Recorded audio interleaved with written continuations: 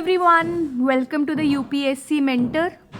आज हम वापस आ चुके हैं अपने पॉलिटी के क्रैश कोर्स के साथ। यहाँ पे हम पहुँच चुके हैं स्टेट काउंसिल ऑफ मिनिस्टर्स के ऊपर। आप देख सकते हैं, देखते ही देखते हम अपने पॉलिटी में कितनी आगे पहुँच चुके हैं। हम ऑलमोस्ट अपने लक्ष्मीकांत को कंप्लीट करने के उस पर हैं। आप जो है ऊपर दिए हुए लिंक के ऊपर क्लिक कर सकते हैं और आप पूरा पॉलिटी का जितना भी अभी तक हमने प्लेलिस्ट को जाके देख सकते हैं। सारी ही वीडियोस जो हैं आपके लिए बिल्कुल फ्रीली अवेलेबल है। पूरा लक्ष्मीकांत का क्रैश कोर्स आपके लिए फ्रीली कराया जा रहा है ताकि स्टूडेंट कम्युनिटी को मैक्सिमम टू मैक्सिमम बेनिफिट मिल पाए यहाँ पर। तो ठीक है गाइस, अब विदाउट टाइम वेस्ट करे जो है हम यहाँ पर स्टार्ट करते हैं स्टेट काउंसिल ऑफ मिनिस्टर। इसको बताने से पहले मैं आपको बता देती हूँ कि स्टेट काउंसिल ऑफ मिनिस्टर जो है कुछ कुछ सिमिलर है सेंट्रल काउंसिल ऑफ मिनिस्टर की तरह, कुछ कुछ के ऑलमोस्ट ही सिमिलर है। बस यहाँ पे आर्टिकल नंबर्स बदल जाएंगे, बाकी सारा कंटेंट जो है वही सिमिलर रहेगा जो हमने सेंट्रल काउंसिल ऑफ मिनिस्टर्स में पढ़ा था। तो जब आप इस चैप्टर को रिवाइज कर रहे हैं, आप एक बार जाके सेंट्रल काउंसिल ऑफ मिनिस्टर्स वाले चैप्टर को भी रिवाइज कर सकते हैं। उससे जो आपको बहुत बेनिफिट मिलेगा इस चैप्टर को समझने में।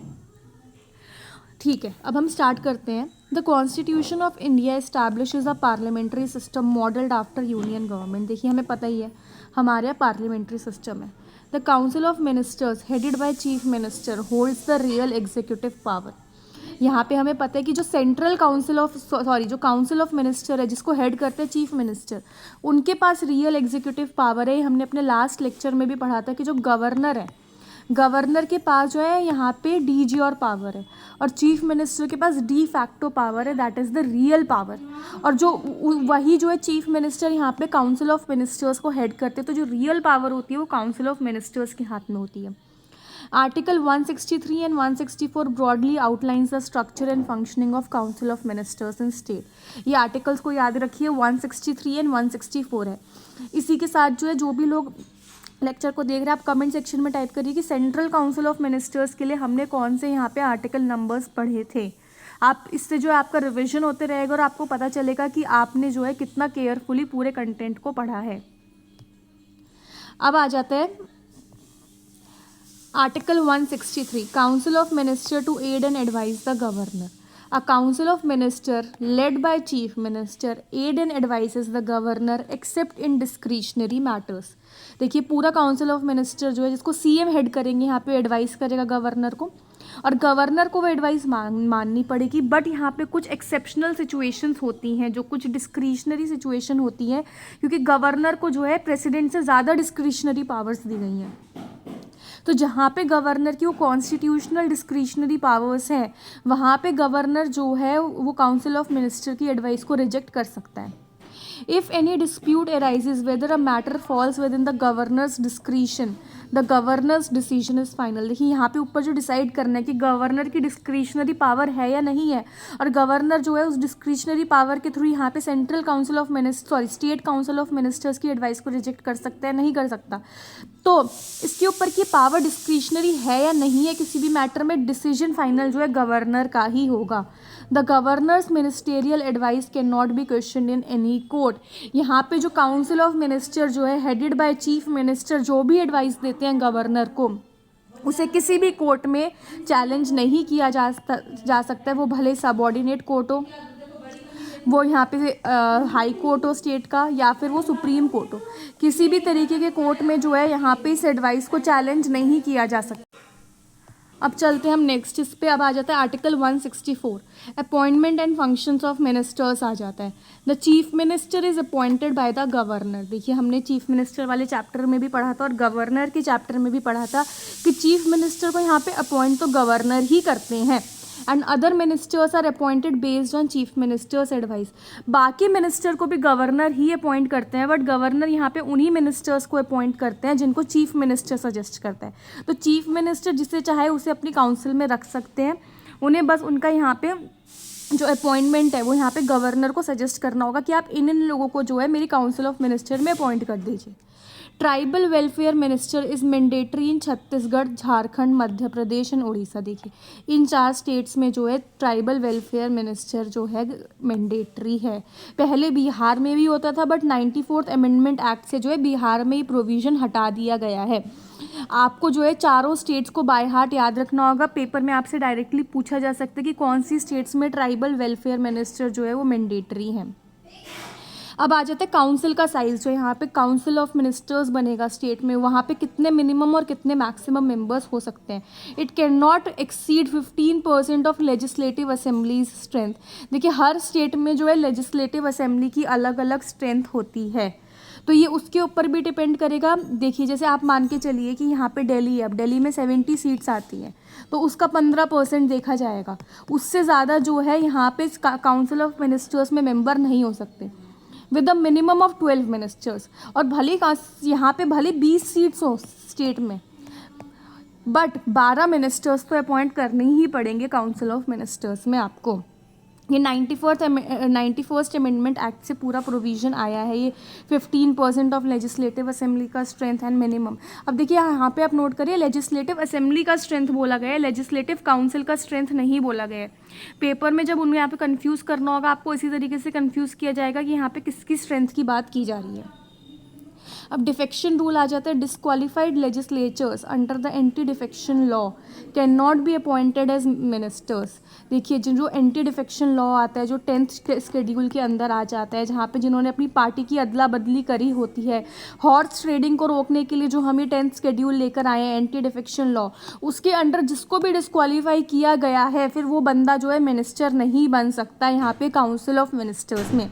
आप इस बात को ध्यान में रखिए। और ये लॉ भी जो है ये 91st अमेंडमेंट एक्ट से ही लेकर आया गया था। Ministers serve at the governor's pleasure but are collectively responsible to the legislative assembly. देखिए ये जो है ऑल दो गवर्नर का प्लेजर है, बट गवर्नर के प्लेजर का मतलब ये नहीं कि गवर्नर इन्हें कभी भी हटा सकते हैं। मैंने आप यहाँ पे आपको पहले भी बताया था कि गवर्नर जो है यहाँ पे तभी इन्हें हटा सकते हैं मिनिस्टर्स को, या तो जब चीफ मिनिस्टर इन्हें बोले, या फिर इन्होंने अपनी कलेक्टिव जो यहाँ पे इनका कॉन्फिडेंस है हाउस में वो खो दिया। जब काउंसिल ऑफ मिनिस्टर के against no confidence motion pass हो जाता है, उस टाइम पे गवर्नर इन्हें हटा सकते हैं, वरना गवर्नर इन्हें अपनी डिस्क्रिशन के ऊपर डिसमिस नहीं कर सकते। Oath of office and secrecy administered by the governor. देखिए इन्हें ओथ ऑफ ऑफिस भी मिलता है और ओथ ऑफ सिक्रेसी भी मिलता है। अब दोनों चीज़ों को याद रखिए। सिक्रेसी की ओथ में इनसे ये ओथ दिलाई जाती है कि किसी भी मैटर को जो है बाहर लीक नहीं करेंगे, ये ओथ भी जो है गवर्नर दिलाता है। A minister must be a legislature with in 6 months और लूज द पोजिशन। देखिए वैसे चीफ मिनिस्टर की तरह ही है ये प्रोविज़न भी। मैंने आपको बताया था कोई भी पर्सन है, जब कोई स्टेट असेंबली बनता है, अब उस टाइम पे हो सकता है वो कोई भी एमएलए की सीट से जीत कर ना आया हो, बट उसे मिनिस्टर बनाया जा सकता है। बट यहाँ पे कंडीशन ये होती है कि विद इन 6 months उसे किसी ना किसी एमएलए की सीट से जीत कर आना पड़ेगा और उसे खुद को एमएलए बनाना पड़ेगा।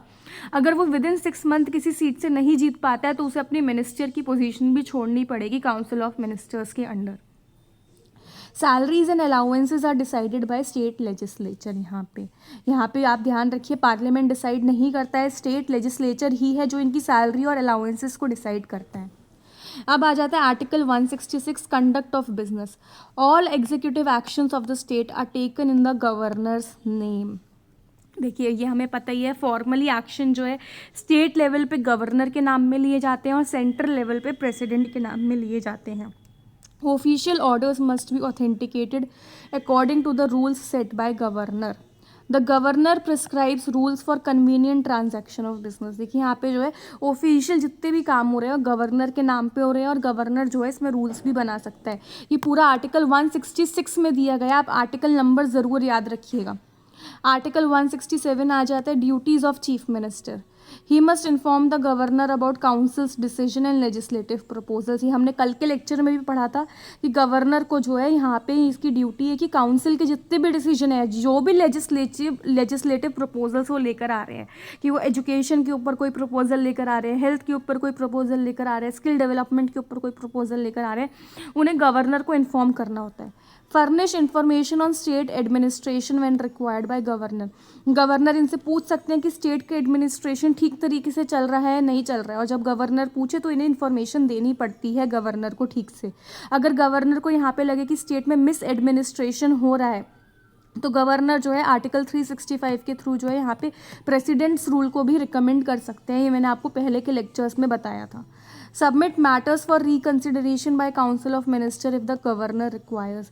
देखिए ये भी मैंने बताया था कि यहाँ पे कभी कभी क्या होता है, चीफ मिनिस्टर ने कोई डिसीजन ले लिया और यहाँ पे गवर्नर को ऐसा लगा कि चीफ मिनिस्टर ने जो है decision without council of minister के कंसिडरेशन से लिया है, काउंसिल ऑफ मिनिस्टर की एडवाइस नहीं ली गई है यहाँ पे, तो चीफ मिनिस्टर जो है यहाँ पे, सॉरी गवर्नर जो है यहाँ पे चीफ मिनिस्टर को बोल सकते हैं कि आप जाइए और जाके पहले अपने काउंसिल ऑफ मिनिस्टर की एडवाइस लेकर आइए इस मैटर के ऊपर। अब आ जाता है article 177, right of ministers in the legislature. Minister can participate in legislative debates and committees. देखिए जो भी मिनिस्टर्स होते हैं वो किसी दोनों ही हाउसेज में बैठ सकते हैं, वहाँ पे डिबेट्स में पार्टिसिपेट कर सकते हैं। जो यहाँ पे हाउस की जो भी कमिटीज़ होती हैं उनमें भी बैठ सकते हैं, पार्टिसिपेट कर सकते हैं, but they cannot vote until their legislators. जब तक वो उस हाउस के मेंबर नहीं है तब तक वो वोट नहीं कर सकते, बट पार्टिसिपेट कर सकते हैं, डिबेट कर सकते हैं यहाँ पे हाउस की कमिटीज़ में और लेजिस्लेटिव काउंसिल में और लेजिस्लेटिव स्टेट लेजिस्लेचर में। अब आ जाता है हमारे पास नेचर ऑफ मिनिस्टीरियल एडवाइसेस। जो यहाँ पे मिनिस्टर्स यहाँ पे एडवाइस देते हैं गवर्नर को, उसमें क्या क्या प्रोविजंस होते हैं। Governor acts on the advice of council of ministers in most matters. देखिए मोस्ट मैटर्स लिखा है, इन ऑल मैटर्स नहीं लिखा है। गवर्नर कुछ कुछ मैटर्स में इनकी एडवाइस को यहाँ पे नेग्लेक्ट भी कर सकते हैं। Governor's discretion in is final in cases where it applies. देखिए जहाँ पे भी गवर्नर इनकी एडवाइस को नहीं मान रहे हैं वहाँ पे गवर्नर का डिस्क्रिशन फाइनल है। Court cannot review ministerial advice given to the governor. देखिए मिनिस्टर्स जो भी एडवाइस देते हैं कोर्ट यहाँ पे बीच में इंटरवीन नहीं कर सकता और कोर्ट जो है उस एडवाइस को रिव्यू भी नहीं कर सकता है। अब सुप्रीम कोर्ट की कुछ बेसिक रूलिंग्स हैं यहाँ पे 1971 में बोला गया था, the council of minister must exist even after the legislative assemblies dissolution और मिनिस्टेरियल रेजिग्नेशन। देखिए ये काउंसिल ऑफ मिनिस्टर जो है, ऑल्दो अगर लेजिस्लेटिव असेंबली यहाँ पे डिसॉल्व भी हो गया, आप सपोज करिए कि 5 साल पूरे हो गए और लेजिस्लेटिव असेंबली डिसॉल्व हो गया है, बट काउंसिल ऑफ मिनिस्टर जो है ना वो तब तक रहता है जब तक नया काउंसिल ऑफ मिनिस्टर्स नहीं बन जाता। ये इसलिए किया जाता है ताकि यहाँ पे जो है एक मिनिस्टर का यहाँ पे सेट रहे जो है पूरे स्टेट के एडमिनिस्ट्रेशन को हैंडल कर पाए। 1974 में बोला गया था, the governor must act on ministerial advice accept in discretionary matters. देखिए ये चीज़ हम जो पहले भी पढ़ चुके हैं। अब आ जाते हैं appointment of ministers. The governor appoints the chief ministers who recommends other ministers. ये हम देख चुके हैं। ट्राइबल वेलफेयर मिनिस्टर्स हमें इन 4 स्टेट्स में चाहिए, पहले बिहार में भी था, फिर बिहार में अब नहीं चाहिए होता है। Non legislatures can be ministers but must become minister. ये पूरा समरी एक तरीके से जो हमने पीछे पढ़ा है। A minister can speak in both houses but can vote only in their own house. देखिए कोई मिनिस्टर है वो स्टेट लेजिस्लेचर से भी आ सकता है और स्टेट लेजिस्लेटिव काउंसिल से भी आ सकता है। वो दोनों ही हाउस की प्रोसीडिंग्स में पार्टिसिपेट तो कर सकता है बट वो वोट केवल उस हाउस से कर सकता है जिस हाउस को वो बिलोंग करता हो। अब ओथ एंड सैलरी आ जाती है। देखिए ओथ हमें फिर से याद रखने की यहाँ पे ज़रूरत नहीं है, यहाँ पे सीक्रेसी की भी ओथ दिलाई जाती है जो मैंने आपको पीछे बता दिया था। सैलरीज जो है स्टेट लेजिस्लेचर डिसाइड करता है, जहाँ पे इनके सैनिटरी अलाउंसेस, फ्री एकोमोडेशन आ जाता है, ट्रैवल है, मेडिकल बेनिफिट्स है, इन्हें काफ़ी सारे बेनिफिट्स दिए जाते हैं जो इन गवर्नमेंट एम्प्लॉय को दिए जाते हैं बेसिकली। अब रिस्पॉन्सिबिलिटी देखते हैं, कलेक्टिव रिस्पॉन्सिबिलिटी आ जाती है। Ministers act together as a unit and are responsible to the legislative assembly. देखिए अगर लेजिस्लेटिव असेंबली में यहाँ पे नो कॉन्फिडेंस मोशन पास कर दिया जाए तो पूरे यहाँ पे जो काउंसिल ऑफ मिनिस्टर है उसे रिजाइन करना पड़ता है। और no confidence motion against the minister results in resignation of all the ministers, क्योंकि कलेक्टिवली रिस्पॉन्सिबल है ये। गलती भले एक मिनिस्टर की, उसकी वजह से अगर नो कॉन्फिडेंस मोशन मूव होता है तो पूरी की पूरी यहाँ पे काउंसिल ऑफ मिनिस्टर्स को रिजाइन करना पड़ता है। Cabinet decisions bind all ministers even if they disagree. देखिए कैबिनेट जो भी डिसीजन लेता है वो सभी मिनिस्टर्स को मानना पड़ता है, भले वो इंडिविजुअली डिसएग्री कर रहे हो बट उन्हें कैबिनेट का डिसीजन मानना ही पड़ेगा। यहाँ पे इंडिविजुअल रिस्पॉन्सिबिलिटी है, governor can dismiss a minister on chief minister's advice. देखिए इनके कलेक्टिव रिस्पॉन्सिबिलिटी तो हाउस की तरफ है और इंडिविजुअल रिस्पॉन्सिबिलिटी जो है बेसिकली एक तरीके से डायरेक्टली जो है यहाँ पे गवर्नर की तरफ है और इनडायरेक्टली चीफ मिनिस्टर की तरफ है।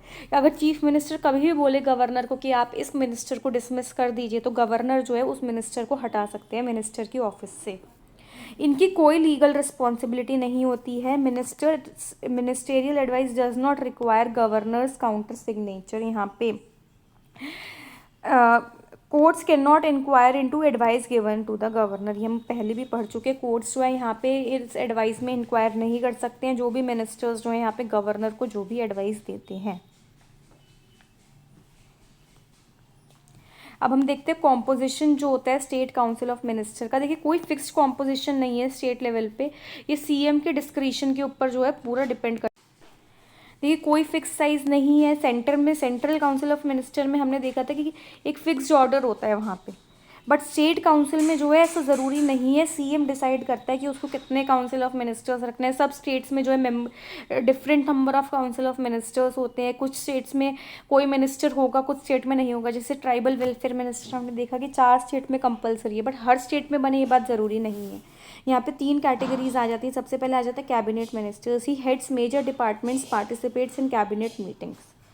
जो कैबिनेट मिनिस्टर्स होते हैं, जैसे इंपॉर्टेंट डिपार्टमेंट्स आ जाएंगे, जैसे कि फाइनेंस डिपार्टमेंट आ गया है स्टेट का जो है यहाँ पे रेलवे डिपार्टमेंट आ गया है। जो इंपॉर्टेंट होते हैं ना वो सब कैबिनेट मिनिस्टर के अंडर आते हैं। फिर मिनिस्टर ऑफ स्टेट आ जाते हैं, वो इंडिपेंडेंट चार्ज भी हो सकते हैं या फिर अटैच टू कैबिनेट मिनिस्टर्स भी हो सकते हैं, जो हमने सेंट्रल काउंसिल ऑफ मिनिस्टर्स में पढ़ा था पूरा। डिप्यूटी मिनिस्टर्स आ जाते थे। ऐसे senior ministers have no independent charge. देखिए जैसे कैबिनेट मिनिस्टर है, उसके अंडर हमने एक डिप्यूटी मिनिस्टर रख दिया। ये इस कैबिनेट मिनिस्टर को जो है यहाँ पे एक तरीके से असिस्ट करेंगे, उनके असिस्टेंट की तरह वर्क करेंगे। कुछ कुछ स्टेट में जो है डिप्यूटी चीफ मिनिस्टर भी रखा जा सकता है, बट इसको बेसिकली पॉलिटिकल रीजंस की वजह से रखा जाता है। कोई कॉन्स्टिट्यूशनली रिक्वायर्ड नहीं है कि आप डिप्यूटी चीफ मिनिस्टर रखें, चॉइस होती है। देखिए क्यों पॉलिटिकल रीजंस की वजह से, क्योंकि अगर किसी स्टेट में 2 इंपॉर्टेंट पर्सन हुए, उनके बीच में क्लैश चल रहा है कि किसको चीफ मिनिस्टर बनाया जाए, तो कई बार ये होता है कि एक बंदे को चीफ मिनिस्टर बना दिया जाता है और एक बंदे को जो है यहाँ पे डिप्यूटी चीफ मिनिस्टर बना दिया जाता है। अब कैबिनेट आ जाता है, को डिसीजन मेकिंग बॉडी है, हाईएस्ट डिसीजन मेकिंग अथॉरिटी, सारी पॉलिसीज़ बनाती है, क्राइसिस मैनेजर है, एडवाइस करती है गवर्नर को। देखिए जितने भी इंपॉर्टेंट काम है ना स्टेट में, वो सब कैबिनेट करती है, क्योंकि कैबिनेट में जो है सबसे इंपॉर्टेंट मिनिस्टर्स आ जाएंगे। होम मिनिस्टर आ जाएगा स्टेट के, फाइनेंस मिनिस्टर आ जाएंगे, एजुकेशन मिनिस्टर है, हेल्थ मिनिस्टर है, वही सारी की पॉलिसीज़ बना रहे हैं, की डिसीजंस ले रहे हैं। अब कैबिनेट कमिटीज़ आ जाती है। यहाँ पे 2 तरीके की कमिटीज़ होती है, स्टैंडिंग कमिटीज़ जो परमानेंट होती है, एडहॉक कमिटी जो टेम्पररी होती है, जो टाइम टू टाइम बनाई जाती है। इनको चीफ मिनिस्टर बनाते हैं based on need and issue. Chief minister को जब भी ज़रूरत लगे, चीफ मिनिस्टर इन कैबिनेट कमिटीज़ को फॉर्मुलेट कर सकते हैं। फंक्शन क्या होता है कैबिनेट कमिटीज़ का? Sort out policy matters, make recommendations, take decisions subject to cabinet review. देखिए पॉलिसी मैटर्स के ऊपर यहाँ पे रिकमेंडेशन दे सकते हैं, यहाँ पे इन्हें बता सकते हैं कि आप अपने बजट एक्सपेंडिचर को किस तरीके से कम कर सकते हैं, और ये डिसीजन ले सकते हैं सब्जेक्ट टू कैबिनेट का रिव्यू। इन्होंने जो भी डिसीजन लिया है, फिर वो डिसीजन जो है कैबिनेट के पास जाता है, और फिर कैबिनेट जो है फाइनल डिसीजन लेगा कि जो कैबिनेट कमेटी ने जो रिव्यू, जो इन्हें सजेशंस दिए हैं, वो इन्हें मानने हैं या नहीं मानने हैं। वो फाइनल कैबिनेट डिसीजन लेता है यहाँ पे। तो ठीक है, देखिए इसी तरीके से जो है यहाँ पे हमने स्टेट काउंसिल ऑफ मिनिस्टर वाले चैप्टर को भी पूरा कंप्लीट कर लिया है। आप पूरे चैप्टर को बार बार रिवाइज करते रहिए, 3 से 4 बार आपको बेसिक रिविजन देना पड़ेगा पूरा पॉलिटी का। अब जो हम आपसे कल मिलेंगे अपने नेक्स्ट चैप्टर के साथ, that is the state legislature. अब हम स्टेट लेजिस्लेचर कल से स्टार्ट करेंगे। हमें 2 से 3 दिन लगेंगे स्टेट लेजिस्लेचर को भी कवर करने के लिए।